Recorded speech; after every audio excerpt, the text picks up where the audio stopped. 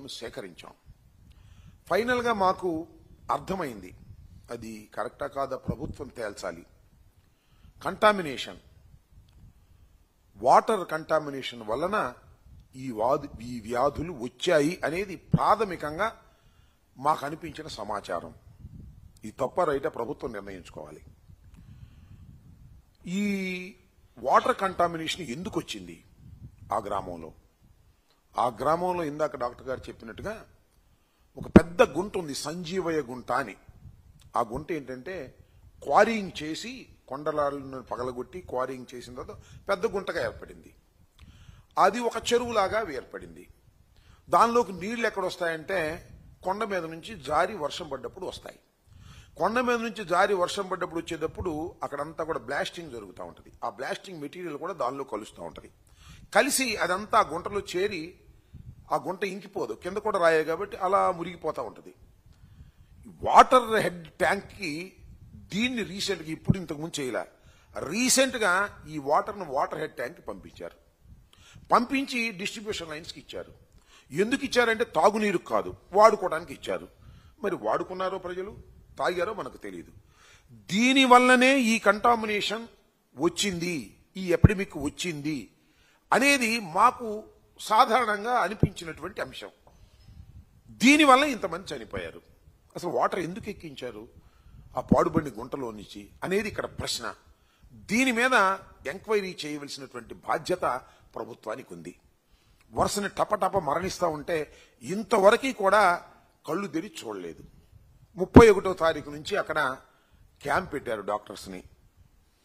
అప్పుడే బ్లీచింగ్ వెళ్ళారు. నిన్న మేము వెళ్ళాం, మొన్న ఎప్పుడో వెళదామని మేము ప్రయత్నం చేశాం, నిన్న వెళ్ళటం జరిగింది. మేము వస్తున్నామని తెలిసిన తర్వాత మాత్రమే ప్రభుత్వ యంత్రాంగం కదిలింది. నిన్న ఉదయమే ఎమ్మెల్యే గారు వెళ్ళారు. ఇవాళ ఏదో ఎంపీ గారు, మరి ఆరోగ్య శాఖ మంత్రి గారు వెళ్తున్నారు అన్నారు. ఎంతవరకు వెళ్లారో మాకు తెలియదు. అక్కడ పరిస్థితులన్నీ మేము గమనించింది ఏమిటంటే ప్రధానంగా అక్కడ ఒక పల్లె వెళ్ళాం. అక్కడ ఒక మహిళ చెప్పింది, ఏమండి ఈ వైఎస్ఆర్ ప్రభుత్వం ఉన్నప్పుడు మా ఊళ్ళో బెల్ట్ షాప్ ఒకటి కూడా లేదండి, ఇప్పుడు మా ఊళ్ళో 5 బెల్ట్ షాపులు ఉన్నాయి, 3 మా పల్లెలోనే ఉన్నాయి, టపటపా దొరుకుతుందండి మద్యం, మంచులు అయితే దొరకటం లేదండి అనేటువంటి ఆవేదన ఆమె వ్యక్తం చేసింది. దీన్ని బట్టి మాకు అర్థమవుతుంది ఏంటంటే మందు మాత్రం విచ్చలవిడిగా ఇస్తున్నారు, మంచినీళ్లు మాత్రం ఇవ్వడం లేకపోతున్నారు. కేవలం ఆ ట్యాంకులోంచి వచ్చేటటువంటివే కొనుక్కోవాలన్నా కూడా పేద ప్రజానీకం కొద్దిగా ఇబ్బంది పడుతున్నటువంటి సందర్భం. నేను ఇక్కడ ఒకటి గుర్తు చేస్తాను మీ అందరికీ కూడా. చంద్రబాబు నాయుడు గారు చాలాసార్లు చెప్పాడు, గుర్తుంది కదా, బెల్ట్ షాప్ పెడితే బెల్ట్ తీస్తా అన్నాడు. మరి బెల్ట్ తీసిన సందర్భమే లేదు. నిజంగా ఎందుకు ఈ విషయాన్ని ఇక్కడ ప్రస్తావన చేస్తున్నానంటే మందు బాబులకు ఈజీగా ఇన్ఫెక్షన్ వస్తుంది, షుగర్ ఉన్న వాళ్ళకి ఈజీగా ఇన్ఫెక్షన్ వస్తుంది. ఈ వస్తున్నటువంటి వాటర్ కంటామినేషన్తో వాళ్ళు చనిపోవడానికి ఇది కూడా ఒక ప్రధానమైన కారణం అనేది అర్థమవుతా ఉన్నది. అయితే గ్రామంలో మందు లేకపోతే తాగరంటే తాగొచ్చు, గ్రామంలో మందు ఉంటే అందుబాటులో ఉంటే ఎంత భయంకరంగా తాగుతారో మీ అందరికీ తెలుసు. గ్రామాల్లో బెల్ట్ షాపులు పెట్టడం వలన ఇలాంటి ప్రమాదాలు జరుగుతా ఉన్నాయి. దీన్ని ప్రభుత్వం గమనించవలసినటువంటి అవసరం ఉన్నది. కేవలం ఇది మానవ తప్పిదంతోనే జరిగిందనేది మాకు వచ్చినటువంటి ఇన్ఫర్మేషన్. ఏదో ప్రభుత్వాన్ని విమర్శించాలని కాదు. ఆ గ్రామంలో మరణాల పట్ల ఒక వాస్తవాన్ని మేము ప్రజలకు చెప్పాలనే ఉద్దేశంతోనే మేము వెళ్ళాం తప్ప ఇదేదో చంద్రబాబు నాయుడు గారి నెత్తి మీదో లేకపోతే అక్కడ ఉన్నటువంటి పాలకుల నెత్తి మీదో వెయ్యాలనేది కాదు.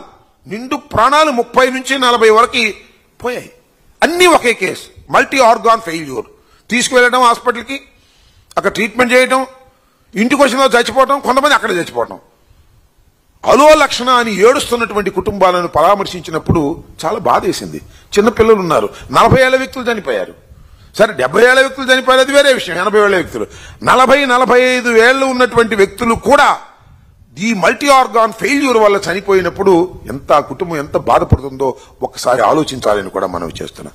దాని మీద ప్రభుత్వానికి మేము డిమాండ్ చేసాం, తక్షణమే ఆరోగ్య శాఖ మంత్రి గారు రావాలి, దాన్ని పరిశీలించాలి అన్నాం. మరి వాళ్ళు వస్తామన్నారు, మరి వచ్చారో రాలేదో మాకు తెలియదు. That is our demand. Number 2, మీరు మంచినీళ్ళని ఫ్రీగా ఇవ్వండి.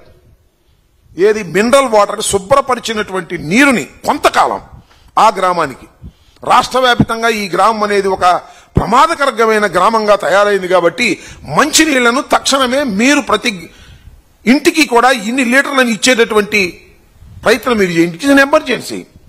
నెంబర్ 2, ముందు అక్కడ లేకుండా చేయండి, బెడ్ షాపులు తీసేయండి. మూడవది, ఎవరైతే చనిపోయారో